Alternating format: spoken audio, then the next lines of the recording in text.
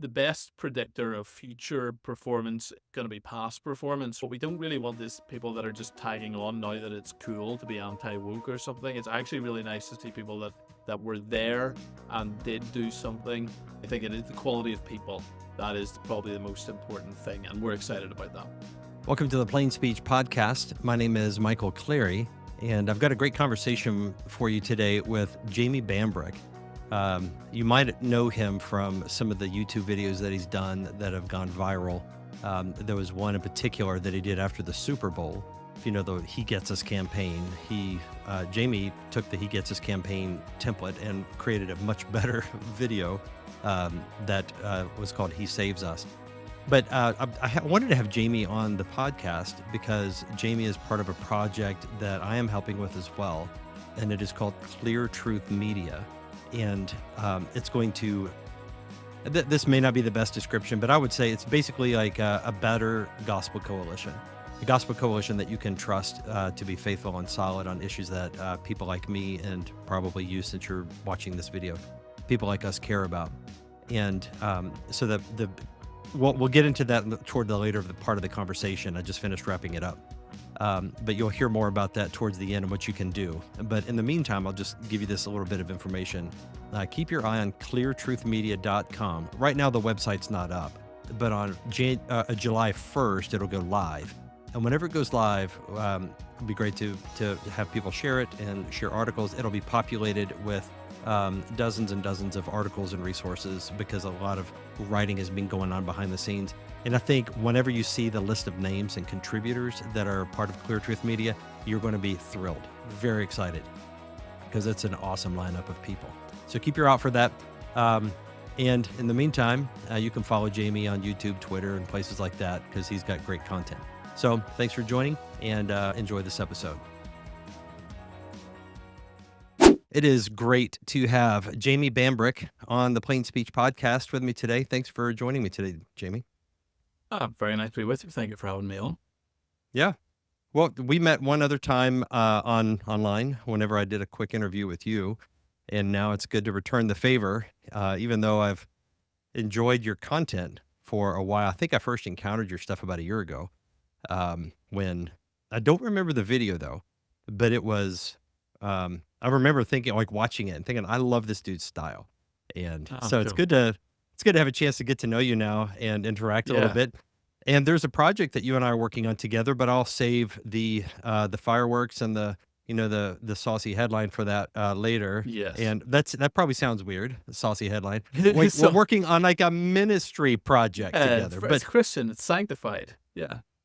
Yeah. But we'll get into that in a bit. But first, I'd love for people to have a chance just to get to know you. So can you give us a bit of your biography, like how you came to faith in Jesus and what life is like for you in Ireland? Yeah, for sure. So yes, if people can't tell by my accent, to be fair, actually on the accent, I don't have an accent. You guys have an accent. I speak English correctly. That's as far as my take is on it. But yes, I am from Northern Ireland. So grew up in a Christian home, did the whole wobbly teenage thing, came to faith properly as a late teenager. Felt a call to ministry. My context at that point was, and I was hoping to continue this, but it was a charismatic church that, was evangelical in its orientation, good Bible, believing church. I'm very thankful for that upbringing. They did a lot of good. Ended up then going away to Bible college and coming back, and the church had shifted a little bit. There'd been a change of leadership, and they became a little bit more mega church sort of style. It was a large church before I went, but they shifted to sort of feel more like a mega church in the way they did things. For me, I was viewing that as a good thing, and it wasn't that there were no positives, but that was the context I was in. So I started my first ministry roles in that context. So my first one was actually, I coordinated a global hub of a church planting network called ARC. Some people may know of it. It's quite mega churchy in its style. So we started a hub of that in Ireland. So I've connected and been over to those guys a lot. And then I ended up on staff in the church that I was in, which was doing the multi-site thing. So I was a site pastor and then a discipleship pastor. Then moved over to England to a church over there, partly because the church I was in had shifted senior pastor again. I was going a little bit more of a liberal direction. I was vocalizing some of my concerns, but just felt also like I wasn't fitting there. I was getting more reformed, more conservative. The church was going in the other direction. So I went to a church in England, which was more, it would have been sort of not liberal, but more megachurch, like turn up the megachurch bit. Theologically wasn't liberal in that sense. Would have been the sort of Hillsong network, who would have officially held to all the sort of orthodox position. Um, they weren't going to shift on the sexuality one or something like that. Actually, they did do a sermon recently where they spoke about it, and they were reasonably good. So, but other issues cropped up, as you know, COVID, 2020, all of that stuff happened. And I was going on this journey where I was feeling like these are real issues that we need to talk about. Originally with lockdowns, I was kind of okay with it, as most people were. And then as time progressed, to go, no, no, no, this isn't what we're being told, and we need to get back to church. Mhm.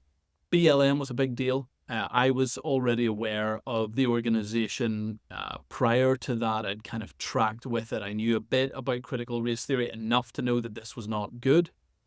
And also it probably shifted on some of that egalitarianism and thereby also feminism. And those were issues that were sort of simmering under the surface there. And it came to a head, and essentially we left on good terms with the senior pastor, but we nonetheless felt like we had to leave because I vocalized my concerns. We just weren't going to come to the same page on it. And so it got to a point where I stepped aside. So then moved back to Northern Ireland. In the middle of COVID, that was a tough period for us because I had a heart for ministry, had been in ministry for a long time, stepped out of that before getting involved in the church that I'm now in, which was really the one pastor that I knew of anyway. And there were others, but I didn't know of them and I didn't know them. But I knew one pastor who was really speaking up on some of these issues from a good, healthy, Bible believing perspective. We see very eye to eye theologically. So I ended up getting plugged in there, and then have since become an associate pastor at that church for that, where I've been for the last couple of years. And in that time, also started then posting some videos online. I very much felt like there wasn't a clear UK voice on a lot of these issues. There are good voices out there. There are an increasing number of UK voices now, but I certainly felt like we could do with one. I mean, there's one or two. Again, you kind of think nobody's doing it, and then you find someone actually has been faithfully labouring, but I hadn't come across them at that point.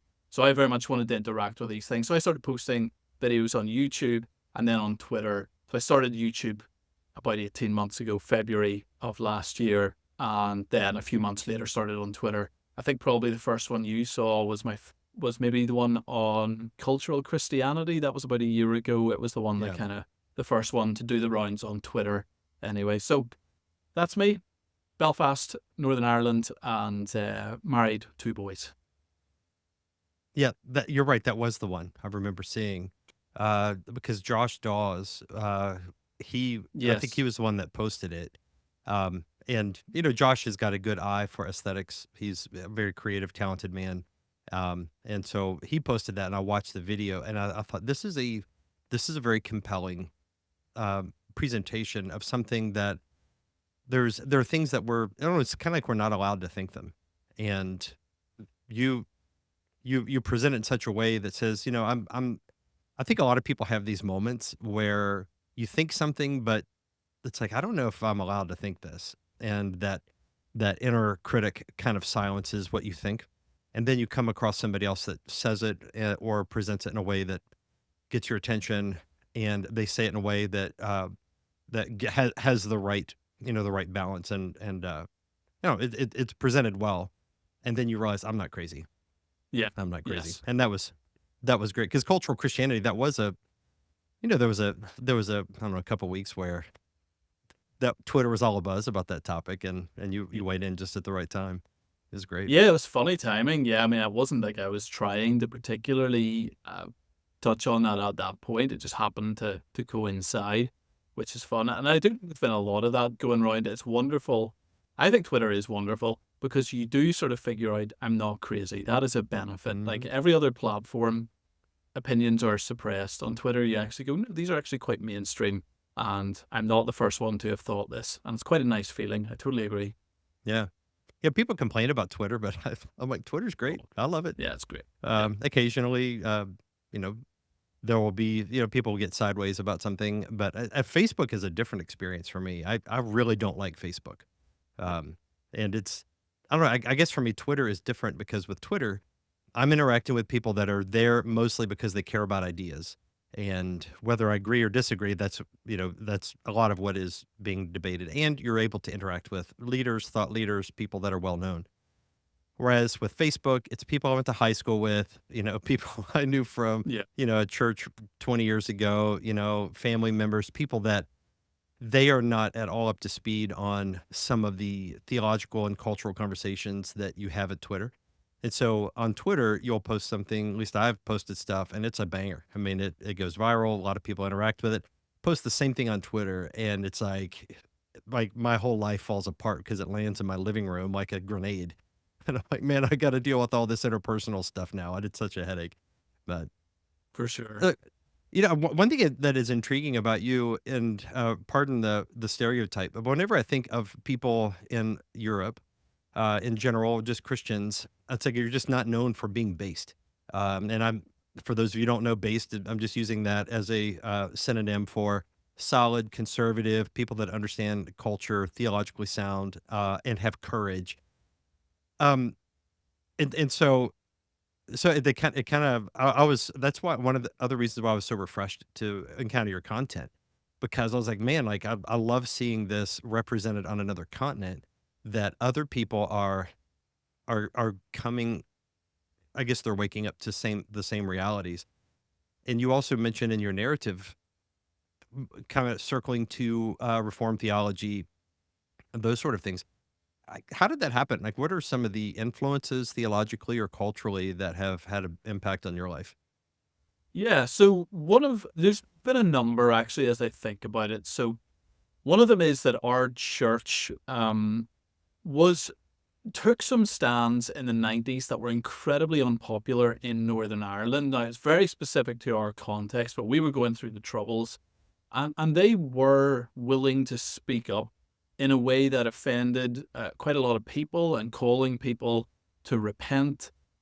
We have, I mean, and it's a very real issue here, so my parents have literal memories of bombs going off, and we have church members who had husbands who were shot and things like that and died, in the Troubles. So that kind of was in there. That the pastor for the first for my entire upbringing was not afraid of controversy, and certainly that embedded a little bit of thinking that this is appropriate to speak into some of these issues, that it's not just a sort of pietistic faith that we're supposed to have. Then the Bible college that I went to, it would have had a sort of Pentecostal sort of bent to it, but it was in Sweden, and Sweden was probably ahead of the game in terms of going very secular, very aggressively liberal. And once again, they were a church that was willing to take on some of those idols, spoke about them publicly, and weren't afraid to do so. So for me, those were big influences. And then coming back, I suppose I probably moderated myself a little bit based on the context that I was in, because I said I came back into like a more of a mega church, and that kind of required, yeah, okay, well, don't address that too much. I still probably had it as a little bit of a um I was probably there under the surface. I would have been the most willing to address those issues of the people that I was interacting with. I remember even having some conversations with people at the time. Actually, this is um, a slight aside, but I had a conversation with a pastor who was the pastor of the fastest growing church in America at that point in time. And I was talking about the issue of sexuality, and just felt like this is an important issue that we need to talk about. And they told the story of how the newspaper, actually quite regularly, newspapers or various online platforms would call them and ask for comment on that. And they said, we won't talk about it publicly because if we talk about it publicly, we can give up on church growth. And even at that point, even being in that context, to me, that was horrifying. I was like, that's insane. Like that's not a stance you can take as a Christian. So I had that in there. And then very much 2020, I realized at that point what happens if you don't address these things. Because the church I was in, they really wouldn't touch any of them. And you realize that when you never ever push against culture in any area, if you never take on the idols of the age, eventually they'll come back to bite you. Like eventually you will be in a position where people are so used to you caving or being silent that you're going to make some really major bad decisions as a result. So for me, there was a defining moment there, and I knew what was happening as I was doing it, where I realized I was like, right, the gloves have to come off. I know what's right here, and I'm blessed to know what, by the grace of God, I know what's right. I'm not claiming some sort of superior knowledge, but just had been reading good people, had been growing in my own walk with the Lord. But yeah, that was a defining moment. It's like, look, we can't do this anymore. Um, Very interestingly, actually, so here, I hope he won't mind me sharing this story, but you can get an inside track. When all of this was going on, we were dealing with critical race theory and we were going to have some conversations about it. I sent in a letter to Douglas Wilson's blog and Mablog, because I knew that he does the sort of Tuesday answering letters. So I sent in one of not an actual letter, it was an email. Um, but he calls it letters, so whatever. So I said, look, here's where I'm at, and what would you recommend? How would you go about that conversation? I'd love some wisdom. And rather than answering publicly, someone from there got back to me and said, look, he'd be happy to jump on a call and give me an hour of his time. Didn't know me. I was in a megachurch, egalitarian megachurch in the UK, and he gave some really helpful advice and encouragement, and that was actually quite. I was extremely encouraged by that. He was someone that I had looked up to on these issues for at least some time. I hadn't known him for that long, of his stuff, but I'd got increasingly aware. And so he's obviously, I think, for many people, he causes a lot of trouble, that Douglas Wilson. And but I was very thankful for him being so generous with his time and realizing that someone who I don't know, but who's asked legitimate questions and reaching out to help. So those were a few key things. So yeah, there was a point there where I just realized the gloves have to come off, and we got to deal with these things. And if we don't, we'll be in big trouble. Yeah. Man, I love that story. And the way you describe it, like the gloves have to come off.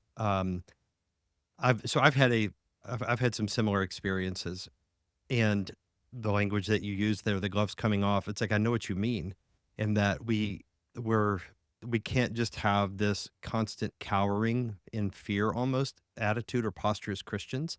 There does come a time where we have to push back and assert something.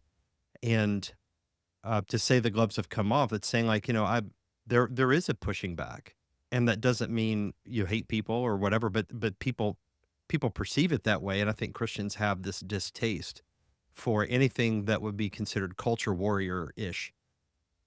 But it's a necessary thing because the culture is at war, and even one of the things that was a turning point for me. There was a couple of things, but I feel like my eyes were opened to the spiritual reality of basically, I think the world is filled with spiritual powers, many of which are evil and malevolent and want to harm uh, people in general, God's people in particular, and that there is a war that is happening in a realm that we can't see, and we have a part to play in that, and so we have to fight back. And but Christians have such an aversion to anything that would seem combative. And in my own, I've like during the critical race theory, whenever that was a real flashpoint in the culture, I preached a sermon about that it was the most polarizing sermon that I've ever preached in 15 years, because a number of people in my church were over the top thankful to not only that I went there, but also that I went there in a way that they said, this is so helpful. I'd always wondered about how to put these pieces together, and they felt it very edifying. And there were other people who had the opposite reaction, and they said, well, you're being political. Why are you being such a culture warrior?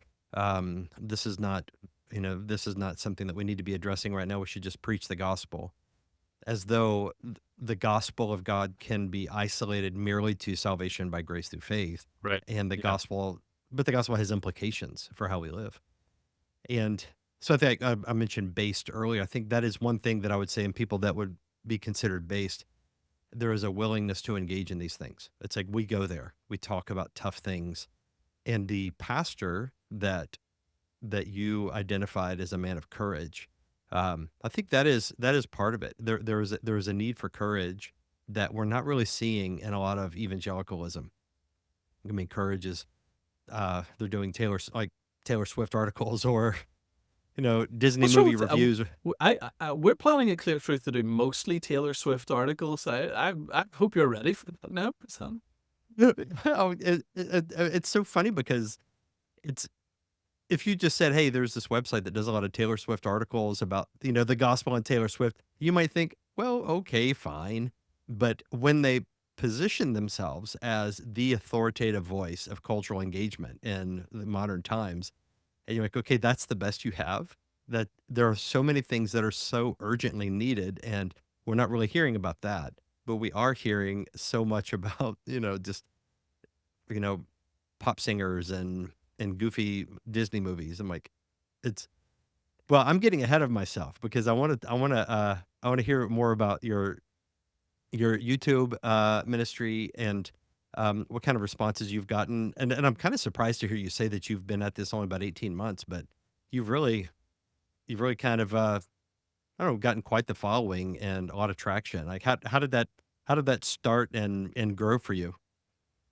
Yeah, so it really started. I mean, I really had the idea from the moment that I left the role in England. I'd actually been during COVID, I'd been overseeing all of the online work and it had been successful, but I wanted to take that and turn that in a better direction and push into some of these areas, right? But I didn't want to do it until I was ministering in a local church context. To me, that was important because I don't want to just live on the internet, and I don't think that'll be healthy for me. Real church, real people is my priority. I view myself as a pastor first and foremost, and that's what I'm passionate about for the long term. So I didn't feel internally released to do it. I don't want to make it more spiritual than that, but I just didn't feel right about doing it until I was in that kind of context. So I had kind of developed a bit of a plan, I suppose. I had thoughts, and I felt like there was a little bit of a niche for essentially taking some of the great concepts that I was hearing from the people I was listening to and reading and then trying to repackage them to a more mainstream audience, and by that I don't mean water them down. I just mean like make them bite-sized, make them clear, make them good YouTube content, not just long form. Like long form is fantastic because you can get into all the weeds, and the issue with shorter form is you end up having to generalize a lot. So there's downsides to it, but nonetheless, I felt like there wasn't someone doing that I could see, and I was like, I actually would like to do that. So so I spent a little bit of time essentially after I started working for the church. I spent about 4 months. We moved house, which was very helpful because we moved to a place which had a garage or garage, as you guys would call it. You like to I was gonna pronounce say, things what's a French. garage? Yeah. You like to pronounce things French in America, like herbs. I mean, what's going on with that? It's got an H. It's herbs, right? Garage, garage. Anyway, so I needed a space to do it because I wanted to set it up more as an actual studio as best I could with the limited budget that I had. So I put as much work as I could into sort of figuring out how to edit, how to light and camera and all of that stuff. And nothing I have is like particularly expensive. Maybe the laptop that I use for editing is really the only expensive piece of kit. Everything else is kind of secondhand or whatever. Um, but yeah, that's that. I kind of started with that in mind of right. Let's take these things and just bring them to an audience that probably wouldn't engage with them otherwise. So that was my thinking anyway. Yeah, I'm with you 100% because you have a lot of thought leaders that are kind of at the PhD level of thinking through very difficult issues. And a lot of times those are not the guys that are really great at communicating those for a lay audience, a normie type of people. And that's more the space I operate in, as I imagine you are too as a pastor. So I'm engaging with these big ideas that are very important for where we are and how we live as Christians in 2024. But they're not thinking of these things on the academic level. It is, and it's not like they're unintelligent. It's just that they have other priorities. And so, like my work, even every week as a pastor, when I'm writing sermons, is I want to take rich concepts and break them down into digestible chunks, things that can be easily understood and are clear, and to try to cut through the noise and a lot of the intramural sort of things that might happen around a particular issue and get to the bottom line. And I think that's what your channel does so well is like you can take something that is it's like you see one of your videos like that makes sense to me. Wade Stotts is another one I think does a great Yeah, job with this. he's very good at it. Yeah, And it's yeah. I would say part of it is I'm not smart enough to be a thought leader. Like I know I'm not academic enough. I don't I you know I wish I read more. I read reasonably decently, but yeah, real life happens, and it's probably not my main gifting and skill set. I'm not stupid, but I'm not like an elite academic person. But I think that's actually helpful sometimes that there's someone who can bridge that gap, who can kind of go, I know what it's like to not understand this, so let me package that for someone who might be struggling. yeah. Yeah, and I think your audience, I would imagine your audience, the same way I imagine my audience. You have a lot of people that they have not really been introduced to ideas that you want to present to them. Some of them are people that would say, I've always, a lot of people may have already always had an instinct towards what you're saying, and you give them words, and that is a wonderful service to them. Other people have, they, they've, they haven't thought about it or they have thought about it and they don't want to deal with it. And because you're presenting it, towards a broad audience, they're going to react to it in the opposite way because they're going to be terrified or angry or upset by what you have to say. At least that's what I found. A lot of my content are things that it is extremely polarizing. They have some people that are just like, yes, I've always thought that, and they have other people that it's clear that they're not thinking rationally, but they're just upset. They're thinking emotionally, and then they vent online about the thing that you confronted them with that maybe they didn't want to have to deal with. Do you see that? Do you see a lot of polarized reaction to your content? Yeah, I do. I mean, I think over time, particularly as you build an audience, that you do attract the people who stick around for the thing that you're doing, right? And I think that's a good thing. I don't feel bad about that. So I think that's true in the church as well. Like it's actually good to polarize because then you get an audience that is there for the thing that you're doing. So I have an audience that I like, broadly speaking. But yeah, of course, whenever you have something that hits at that bigger level, that's maybe a step up, it gets a bit more viral traction, then it gets exposed to more people, and then you get more of that pushback. For me, I mean, I don't really concern myself too much with the internet pushback. That really doesn't bother me. The things that are more, some of the stuff that so because me and my pastor here, the senior pastor, are kind of on the same page on a lot of these things. We were getting a little bit of pushback locally, and that will happen from time to time. And you start to know that the rumor mill is going around, and often it's in churches that are quite like us. It's quite strange. It's the ones that are just next door that really don't like you. The ones that are really different. Like I have a whole bunch of people who are in this sort of what's called the Free Presbyterian Church here, which is like a really old school reformed, background. And that's not my background, right? That's just not where I'm from. Those guys seem to love me. It's the sort of continuationist ones that came from the churches that I would have been in that don't really like me anymore. So that stuff is probably more. I feel that a little bit more, and especially Northern Ireland is a weird. Northern Ireland's about the size of a city, about 1.9 million people in the whole province, and it's kind of a closed system because we're a different country from the Republic of Ireland, and we're separated by water from the rest of the UK. So it's a little bit of a goldfish bowl. Everybody kind of, especially in Christian circles, everybody knows everybody. So you get a reputation. That's done. That's your reputation. Now, That's who you are. yeah, no, I don't mind. To be honest, I don't mind it too much, but that's where I would feel it a little bit more. So a polarized internet reaction. I don't care. I just can't. I can't bring myself to really worry if someone on Twitter didn't like this. It's like no, fine. I mean, what are you going to write in caps? Like, Yeah, for sure. It's funny you say that. There's that reminds me of a thing that Sigmund Freud developed, the narcissism of small differences. Um, right. and the idea that the more you share in common with somebody, the more likely little petty differences will emerge as explosive issues between the two of you.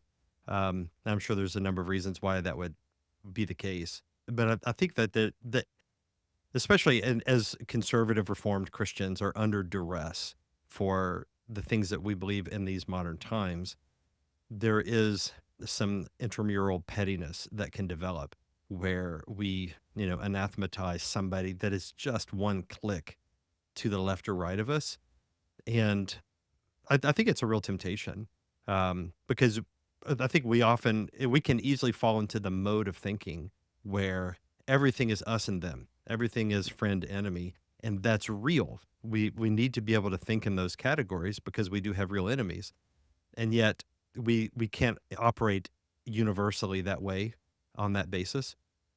And so it's a temptation to where you've got like a wartime mentality where you are ready for combat because you're defending something you really care about, and it can draw out of people ugly things. And I think the people that are most likely to point this out are the people that are our enemies.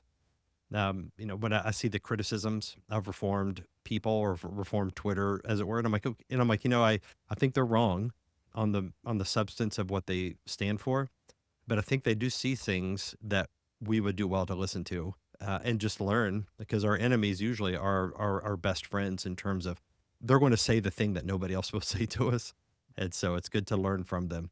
But yeah, Maybe the only intelligent thing Freud ever said. That's remarkable. There you go. that one diamond in an Yeah. otherwise Broken turd of a clock. career. Yeah. Yeah. Exactly. Well, you probably what if anybody knows you for one thing, it would be the "He Saves Us" video. I'd love to hear how that came about because I looked at your stats earlier on YouTube, and that appears to be by far the biggest video. Is that right? Yeah, yeah. And biggest. I mean, it was bigger actually on Twitter and Instagram again. So yeah, it took off. So it did. Um, I don't know what I think it's got 500,000 on YouTube, and it got like Hmm. 2.5 million or something on Twitter, and then other people reposted on Instagram and multiple millions on them. So that was kind of cool. Wish I'd been in it, which possibly is why it took off. Right, I wasn't in it, so it was like right, it was all other people. So, but Yeah, no, who's this guy? He doesn't even know football. It's like yeah, he's a exactly. soccer guy. Yeah, rugby and soccer. Um, yeah. So how it happened was I am actually an NFL fan. It's the main sport that I watch. Okay, well, who's So your team then? that's why I watch it. I don't have a team. 'Cause I'm so Ah, invested. Right. The reason why I started is so I'm an Arsenal fan in the football that you play with your feet, and and then I'm an Ireland rugby supporter. Now Ireland have been quite good recently, but nonetheless. generally speaking, challenging. And then even like other sports that I like, which you guys won't get, like cricket. Cricket's pretty painful watch, So there was basically, and I get so emotionally invested that it will like ruin my weekend. So I don't watch. I just like I can't watch these, but I do enjoy sport. So like NFL, I will intentionally not pick a team, and I can just go yay sports and enjoy it as a like I just go yeah. So that's why I actually like it. So it is my main sport. You're in Cincinnati, aren't you? Is that That's right? right. So The you the Bengals? Bengals. You Bengals? That's right. Yeah, Bengals. Cincinnati Yeah, Bengals. yeah, yeah. So yeah, no. And so anyway, I was watching the Super Bowl, like however many other 100 million people, and so, saw the He Gets Us commercial, saw it doing the rounds on Twitter the next day, and obviously it went viral for the wrong reasons, because I think the main reason it got the traction it did was the critique that was happening of it. People going, this was pretty awful. Um, and it was very poor. And I want to be thoughtful about the people that actually put money into it, because as far as I know, it's like the guys behind Hobby Lobby, and they're apparently good people, and they maybe outsourced it, and I don't think they should have stood over it. I think they should have been wiser. But are they bad people because they made a bad commercial? No. Should they say it was bad? Yes. So I don't want to sort of totally disparage their heart behind it. But nonetheless, it was a disaster, because it basically was an affirmation of the spirit of the age, and then just putting a Jesus thumbs up sticker on that, and that's not right. That like the original was really poor, and rather than being pre-evangelism, someone else made this voice. I think it was Chase Davis. I actually was talking to him about it. It actually made evangelism harder, because it Yeah. basically said that Christians disagree with these things, they're being haters. I was like, okay, well, that suddenly Mhm. made all of our jobs significantly more difficult, because and that would be the perspective of Jesus, right? Which it isn't. So it was the next day on Twitter. It was Josh Dawes, who we've mentioned twice. Josh Dawes is getting a lot of mileage out of this podcast. But he does good work. So he He said does. We it'd we be should great if someone. have him can make a contribution to our ministries or something. Absolutely, yeah, yeah. We can pay us some commission. But he put up, it'd be great if someone sort of remade this. Actually, interestingly, I was that morning. Hey, do you know what? You pray about things, and things happen. I had been frustrated with the way the channel was going. It had a very quiet few months, and I was just praying for idea. It literally was. It took about maybe 20 minutes, just praying over the channel, asking God to give me an idea. And I did what you should do whenever you're looking for God to inspire you, which is I went on Twitter, where God speaks day and daily, and and I saw. I think it was the first tweet. It was pretty much straight away. Anyway, it was Josh Dawes saying someone should remake this, and I thought, could remake that. Like, I have enough editing skill to do something, and so literally that afternoon, I was driving down to our church. I've been driving down to the church. I remember where I was on the road. I don't normally drive down on a Monday. I'm normally there I'm some part time. But anyway, it must have been the Monday. Driving there. I think it was we were doing an evening prayer or something like that. And I just felt like I had a concept come together in my head. I was like, oh, if we did that, that would be better. And so the concept was former, like he saves us from, and saving us from our sins, and just pulling in people from completely different sinful backgrounds, intentionally picking some that do go against the spirit of the age, because that is the message that we have to the spirit of the age, which is that Jesus Christ wants to save you from your sins. Like, and these sins are the kinds of ones he does want to save you from, but also not making it exclusively that. So it's former atheist in there, former KKK member in there. All of these are things that Jesus wants to save us from, and pulled it together very quickly. Then once I had the idea, it didn't take long to sort of get some images, overlay it with the same black and white color thing that I did, and pull together a bit of text and get the music. I mean, it was a straightforward thing, but yeah, I posted it, and then it just sort of took off. I think it was actually Joel Berry with the first one to repost it. I didn't even realize he was following me at that point, but he had seen it early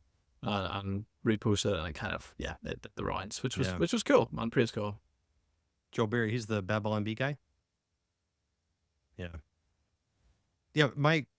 When I saw that commercial, the He Gets Us, the one that you were referring to earlier, it seemed like it was evangelism, or it was a critique of conservative Christianity disguised as evangelism, as though it's like sending out a signal. It's like real Christians are, where real Christians are liberal and are progressive, and these guys are the imposters and the fakes. And it was like everybody that everything that anybody would have believed for 2 millennia about Christianity was sort of on the chopping block and under the microscope being criticized by the commercial for what we believe and what we care about. And it's like let's throw them up as a sacrificial lamb in order to reach people with a progressive message and say like progressive Christianity is really the way. And it's subtle. It wasn't, what they didn't say it in so many words because it was very visual and artsy. But I think the controversy was warranted because people were able to see it for what it was. And then by contrast, um, the video you made, which you did it, sounds like in an afternoon, some guy from Ireland, that just had an idea and posted it. And then that got far more traction and engagement. I mean, I don't know if you could compare the two because it was distributed on different mediums, but certainly that activated passion because people saw that's the gospel. The gospel is no matter what you've done, no matter who you've hurt, no matter what sins you've committed, God can save you from any crime, any sin.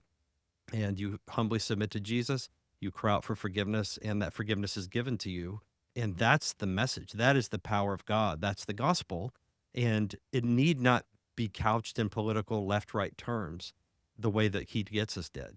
And so I thought it was wonderful. And I would say the Holy Spirit gave you that. I mean, that was clearly a spirit led message that edified a lot of people, especially after so many people just felt like they'd been attacked on the Yeah. biggest television stage ever at the Super Bowl. And so I'm very thankful you did that. And I'm sure people at the He Gets Us campaign, they know the name Jamie Bambrick.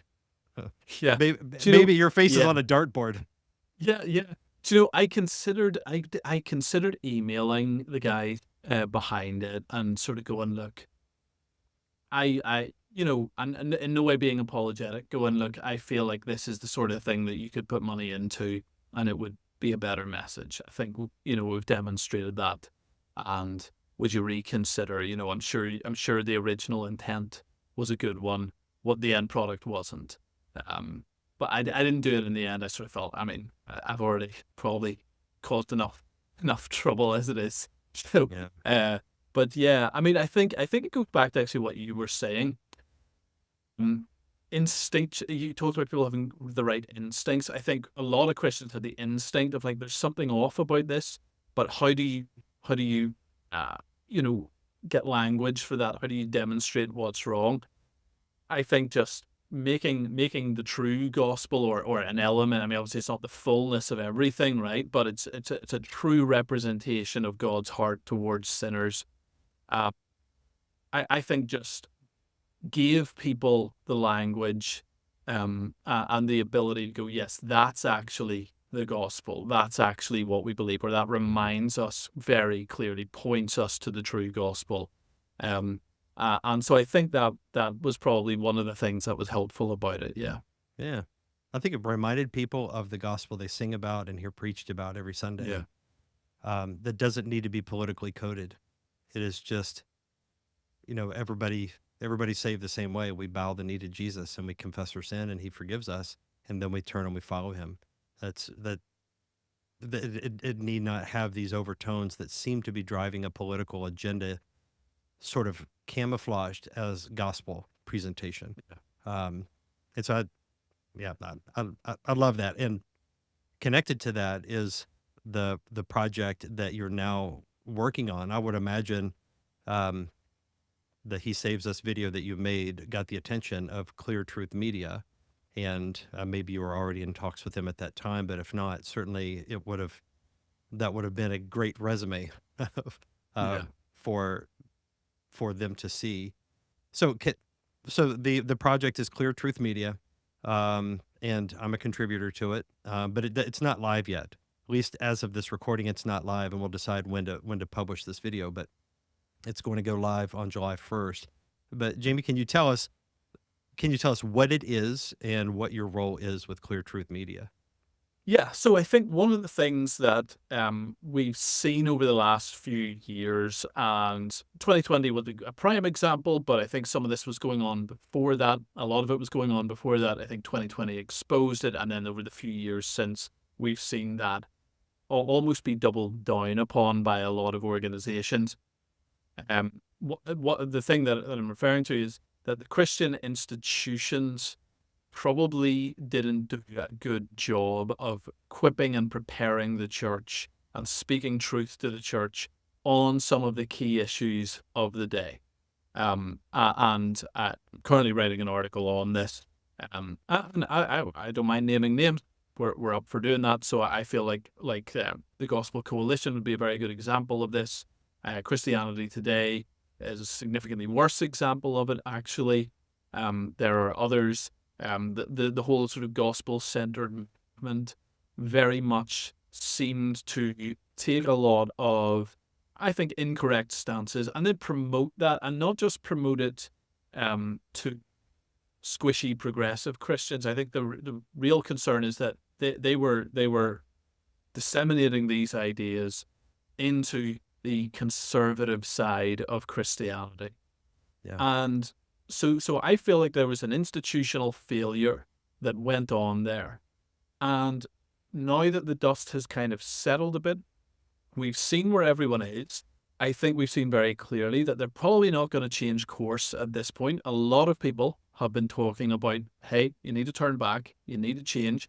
We got that wrong. We now know that a lot of what was said was incorrect. A lot of the stances, a lot of the sort of premises behind that, a lot of the things that were touted as being true, whether you take it as hands up, don't shoot, whether you take it as the systemic killing of black people by police, which is statistically untrue, whether you take it as mask mandates, masks did nothing, whether you take it as vaccine mandates, turns out they were actually more dangerous than helpful for young, healthy people. All of these things that a lot of us were saying have now been proven to be true, and nonetheless, there has been no reckoning, there's been no repentance.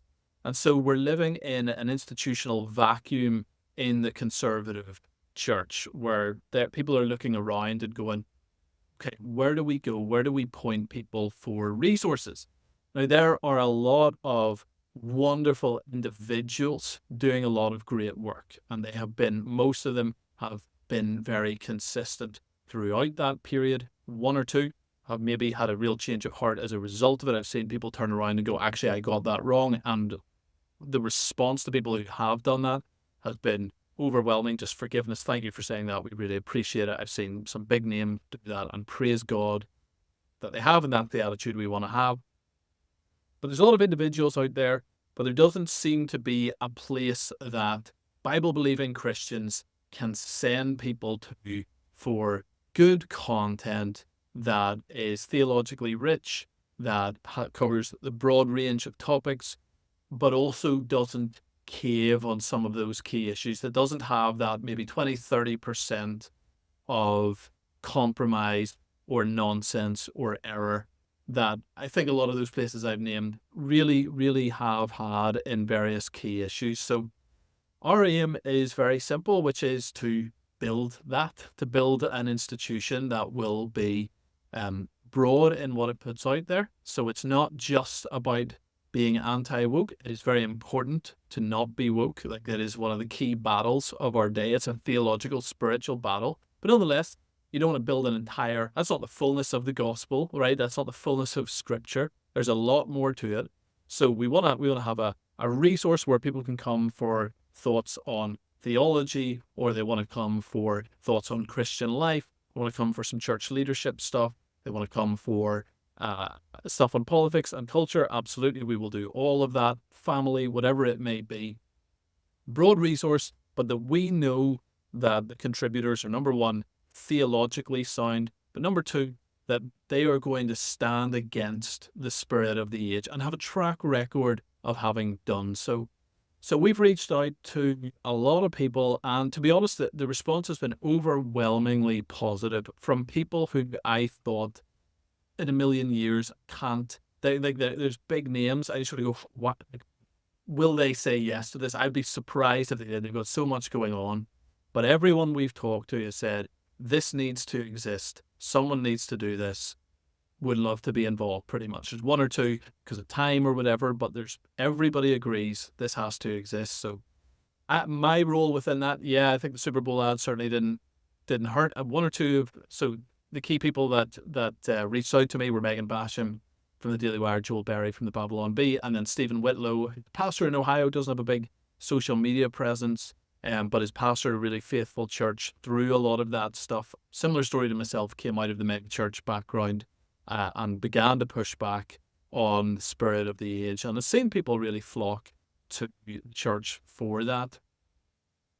So they reached out, and my role is editor-in-chief. So basically I'm in charge of what we put out there. I'm in charge of the getting the articles from great people like yourself, some of the other wonderful contributors that we have, giving them making sure that they work from an editorial perspective and getting them up there.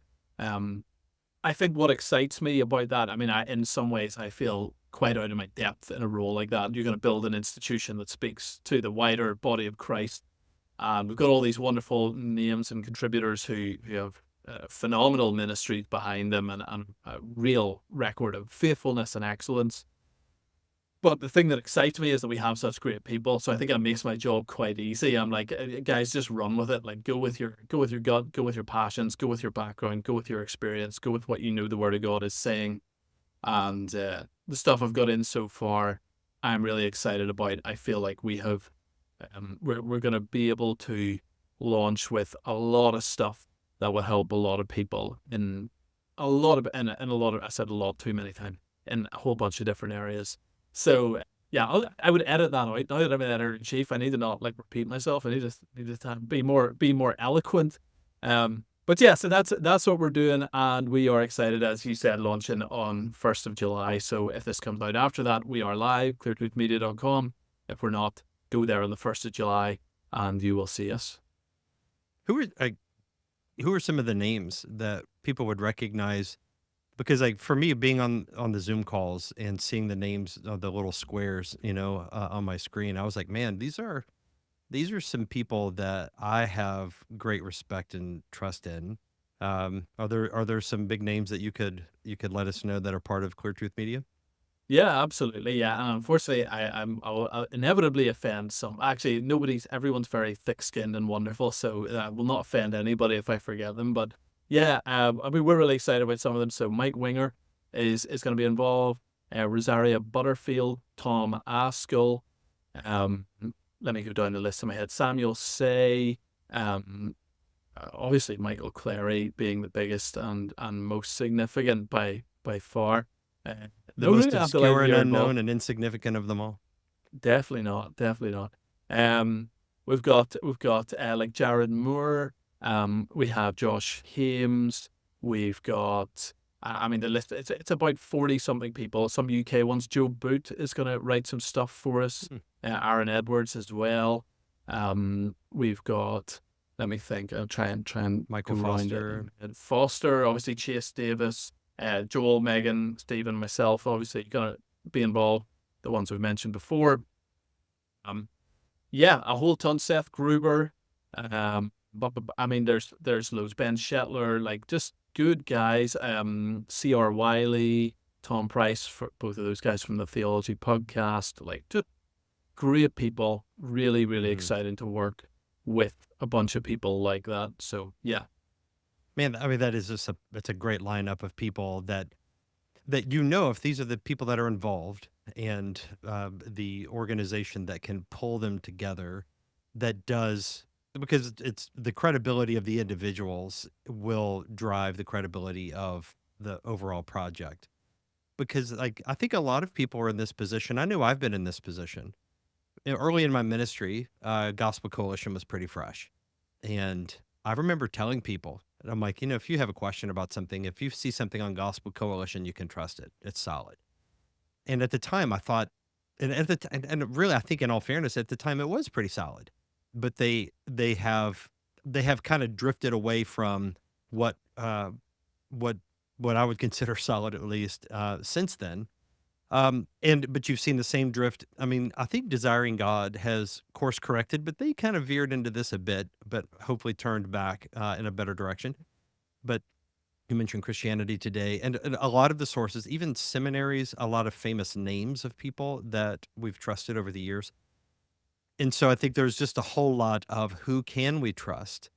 And of course, the best answer is you need to have local people in your life, flesh and blood human beings that you can talk to. Pastors in your church would be the primary ones. But everybody reads podcasts, or listens to podcasts, reads articles, reads books. There's publishing houses, and from my perspective, the corruption and the rot has infected every level of Christian publishing, from podcasts to books to articles to websites to other resources, seminaries, training. And so there is a need for new institutions to arise and say, okay, like here are some theological commitments that you can bank on, seeing it from our what we present to you, and here are names of people that are solid.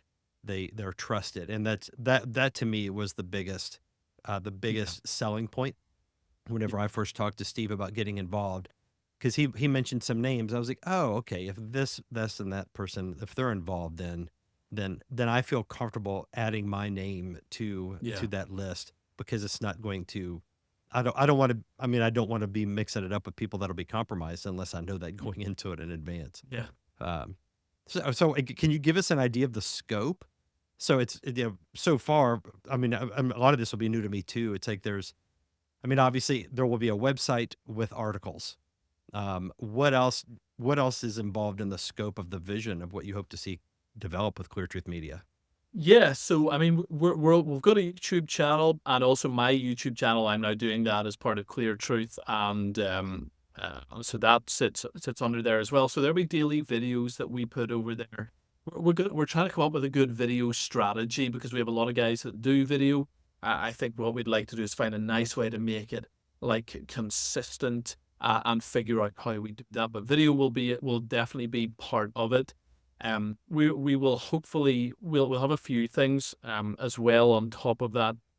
We would love to have like a church finding mechanism, where people, if they're looking for churches in their local area that they know, because sometimes it's very hard in your local area. You go online, the state of faith is orthodox, and it sounds robust, but then you go there for a while and realize, oh, we're getting quite a lot of wokeness weaved into this. Yeah. And so we want to have churches will be able to self-register, but we're going to obviously be that kind of platform where the ones that are doing that will not want to register for that. And we'll say, they Yeah. don't want to be a Clear Truth church, right? We're not a denomination or anything, but they don't want to have our seal of approval. I would say, I think is a good thing. I think that's fine. We'll be able to, we want to position ourselves in a way that it is clear that what we're about.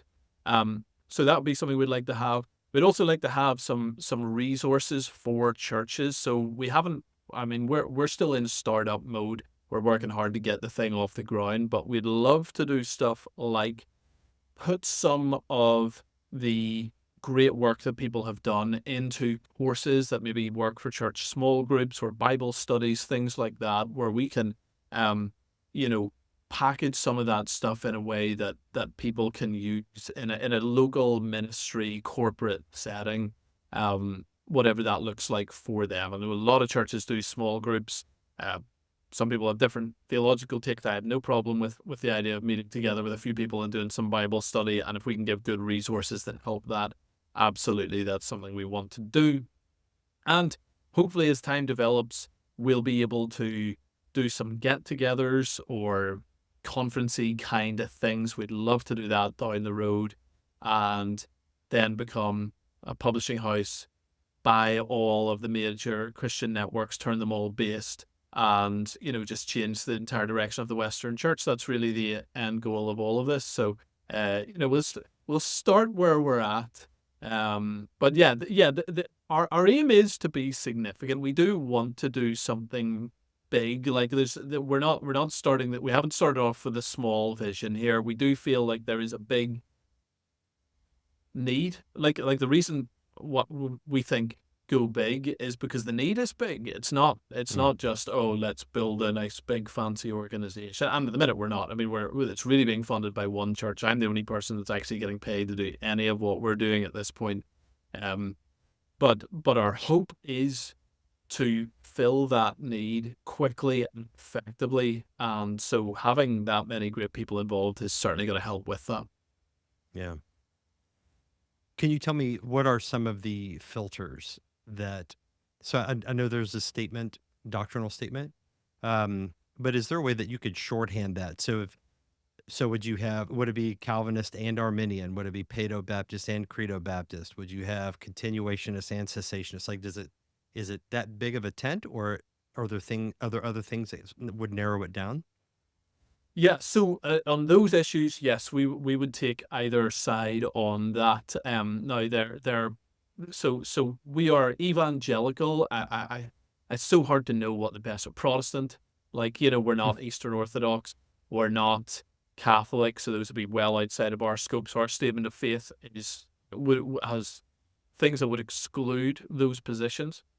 But on some of those secondary matters, yes, we're not saying we're exclusively Reformed. Mike Winger is not Reformed.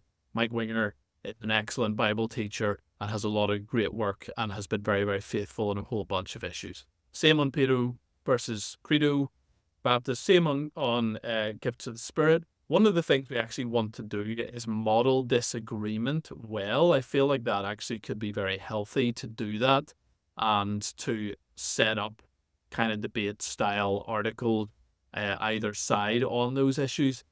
I think we probably want to major on the areas where we're aligned and where we can fight together, though. So we don't want to make it that someone's just getting on their soapbox preaching against something that everybody else actually doesn't quite hold to. So if we're setting that up, we'll set that up well. Generally speaking, though, we're going to focus on some of the main forward-thinking things that we're united on. Similarly, though, I think our cultural value statement is important. So that's where we set out. It's not just a doctrinal statement. It is setting out our stall on what we believe on a lot of the areas that have caused the downfall of the church recently. So we talk about critical theory. We talk about obviously included within that then as a subcategory critical race theory. We talk about feminism. We talk about male and female and sexuality and all of those areas. So those are all things that we have asked everybody to sign on to, and that that you're not going to get a sort of repackaged CRT coming through something with doctrinally orthodox language, but that actually is undermining the stances that churches need to take at this point in time. So yes, we're relatively big tent within that. But I think what we're gonna get people who are really, really solid and who are united in the fight that we're currently in. We also do recognize someone made a good point on this. Who was it? And it was Joel Berry was talking to someone on it, and because one of the concerns is, well, what if you do go liberal? Like how do you stop something going liberal in 20 years' time? The reality is that you can't put everything in writing right now because you don't know what the issues are going to be in 20 years' time.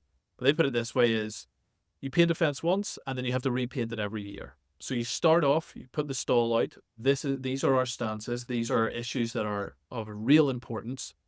And then we need to look again at that regularly and go, do we need to update this? Do we need to put anything new in there? Not that we need to shift and compromise. Is there any other challenges that we're facing that need to be important? So we're really going to strive to, as best we can, do that on a regular basis where we're going, right, what are the issues and what do we need to put out there as being our stance, because that will shift as time goes on. The issues we're facing today are not the same ones as 30 years ago, but and they won't be the same ones as we face in 30 years' time. But hopefully, by setting our stall out now, we're setting a pattern of doing that. Yeah. Yeah, I think you're right on the money as far as what the issues that may divide us in the future will be. We don't know the future, because the issues that are dividing the church, in the last 5 years or so are things that many people would never have anticipated. Nobody would have predicted a pandemic and how COVID and church state type of issues, mask mandates, vaccine mandates. And I mean, that was not on anybody's radar. And, even critical race theory or just critical theory in general, those things were, they were operative at the academic level, but who would have known that the situation like what happened with George Floyd would have ignited this powder keg across the world? And there was a need. I think, and this is something that you can't write down, but you need to have people that can keep their nerve. They're sober minded, and they're not afraid to take an unpopular stand, knowing that if you oppose Black Lives Matter in 2020, or oppose shutdowns and vaccine pushes and that sort of thing in 2020, that you will be condemned by high level people of credibility and influence who don't want you to do that. And so there's a need for courage, and that's something that you can't write down. You can't make, courage is something that it is interpersonally determined, and it's not just something you can write it in a white paper and say, okay, we agree with courage, therefore now it's Yes. we all sign this document, therefore we're all courageous now. Yeah. It's a matter of character, and so it's good to kind of, there will be some things that are wet cement, and so that the wet cement in one sense is good, that things are taking shape. Yeah. But it is, I Yeah. think there's, Yeah. Go ahead. I was saying that there's always a need for reformation. There's always a need to revisit key issues in light of Scripture, and to do so with a clear head, a sober mind, and not just getting caught up emotionally in the moment. Yeah, yeah. I did suggest if we have churches that want to sign up, let's say we do get that church registry up or something like that, we could have a I have a spine box that they have to tick, and but you're right, it doesn't actually mean that they do. I think the best predictor of future performance going to be past performance, right? So how did these guys do? Well, we look at the team that we've gone right. Mm-hmm. These people have demonstrated courage. A lot of them have. I mean, that first Zoom call that we had with kind of, we had about half of our contributors on. Not everyone can make every call, obviously, and the bulk of people had been fired or kicked out of a denomination or something like that for taking these kind of stands, or had to leave. They had paid a price, and that's the kind of people that you want. People that Yeah. that have been in the trenches and have taken bullets for taking these stands when it isn't popular to do so. What we don't really want is people that are just tagging on now that it's cool to be anti-woke or something. It's actually really nice to see Mm-hmm. people that were there and did do something. And I think that does set us in good stead. We will do whatever we can. We will work hard on that.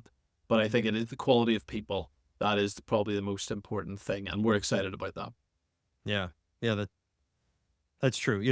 I'll tell you the story, and then we can wrap it up. But there were a few years ago, there was a church here in town that is just the most vanilla, bland, mega churchy church, and somebody tipped me off that they were listed on the Gospel Coalition website, and that was an early sign for me that Gospel Coalition was no longer a credible source, because all somebody had to do was fill out a form on the website, and all of the credibility that the Gospel Coalition had amassed at that time was spent on this one church that could now say, we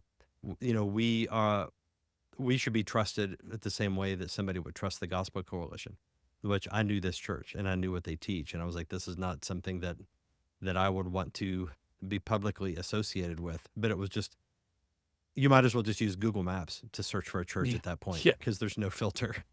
Yeah. Yeah, absolutely. Well, I'm super excited about Clear Truth Media, and I'm excited that you're a part of it.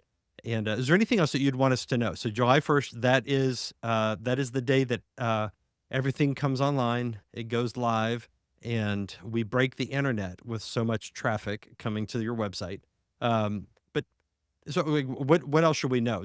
What can people do? Just want people to go and browse, or to share things? What would Yeah, be helpful? yeah, yeah.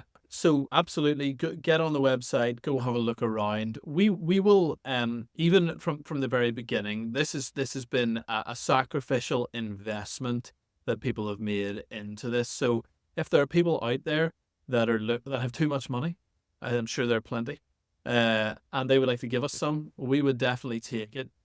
We are running very lean. We are really running. I mean, as I said, I'm the only person getting paid, and it's a big role, and we're putting a lot of hours in to make it happen. It would be great if we were able to sense support coming through from people that believe in the vision, and hopefully what we put out there early, people will go, yes, amen, we buy into it. Hopefully they see what you see, which is this great group of people that are uniting.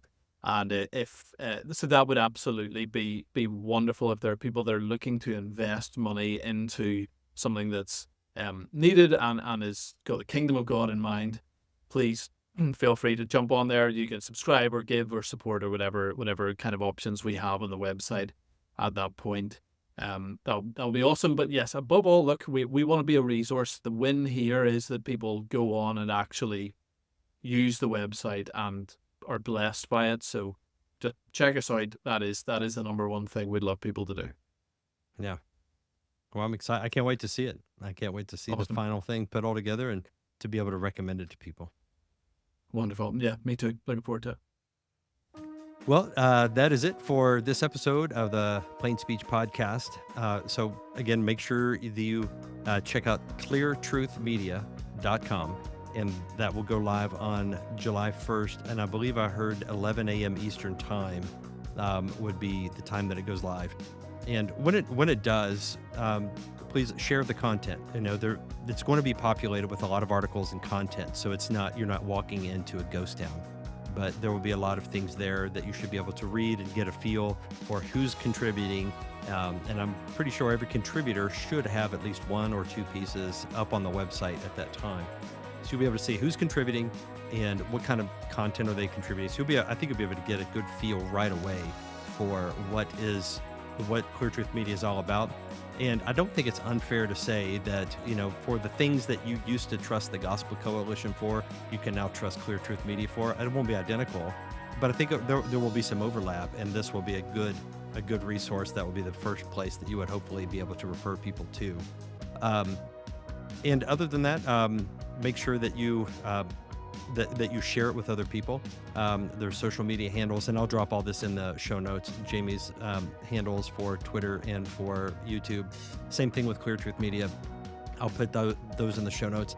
So, share it with people, and that'll help get the ball rolling. And I think that we'll see in the coming months and years that Clear Truth Media will be a real powerful organization. So thanks for tuning in, and we'll see you next time.